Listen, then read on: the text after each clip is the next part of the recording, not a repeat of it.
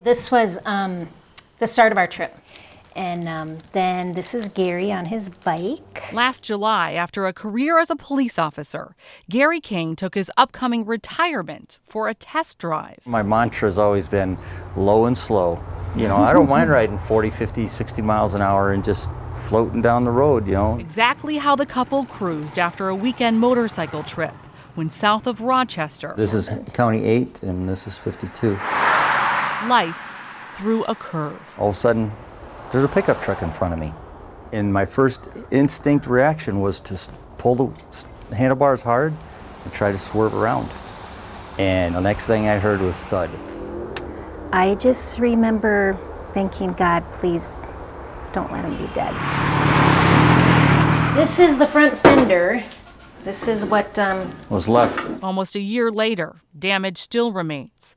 Kathy badly injured her ankle, and Gary still struggles to walk after his leg was crushed, requiring many surgeries. This is where the femur bone punched through my jeans and through my chaps. But the scratches left deep in their helmets My cranium made contact with blacktop. show how their journey could have ended. I did have some driving skills training that helped, because had I not had that, we would have probably been in a much worse place. This summer, the Minnesota Motorcycle Safety Program wants more riders to find that same split-second instinct. Way to go! Nicely done. The state launched a push to get experienced riders back in training courses. Your hands are squeezing in, your feet are pressing down all at the same time. A call to sharpen skills and judgment in a season when motorcycle accidents rise. It's important because in Minnesota we get 4 to 5 months every year where most riders are not on their bikes at all. On this day at Century College in White Bear Lake, 10 riders retool in an intermediate course. Good. Squeeze, squeeze, squeeze, squeeze, squeeze. Good one. I might do it earlier or later than those cones, okay? Nice. Well done. I picked up a bunch of things that I didn't know I had that were bad habits. Braking with 2 fingers instead of my whole hand. I think some people do get overconfident. You always have to be thinking that something could happen. Watch out for traffic.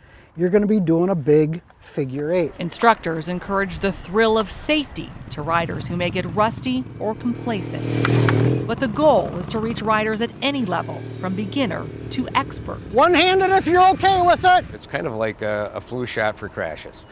If you ride long enough, eventually you have a pretty fair chance of being in a crash. But more worrisome, I've been riding about 35 years. Bill Schaefer, Minnesota's motorcycle safety coordinator, points to the increase in Minnesota motorcycle fatalities.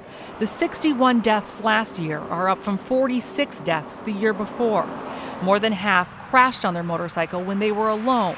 And what's striking, the majority are no strangers to the road. 2/3 of those crashes, actually more than that, were riders running off the road in curves, just failing to negotiate a curve.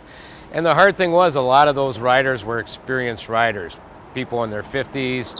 In Ham Lake, the Kings believe their survival was no accident. I honestly believe had he not turned the handlebars, had he just gone straight into that truck, I don't think he would be here.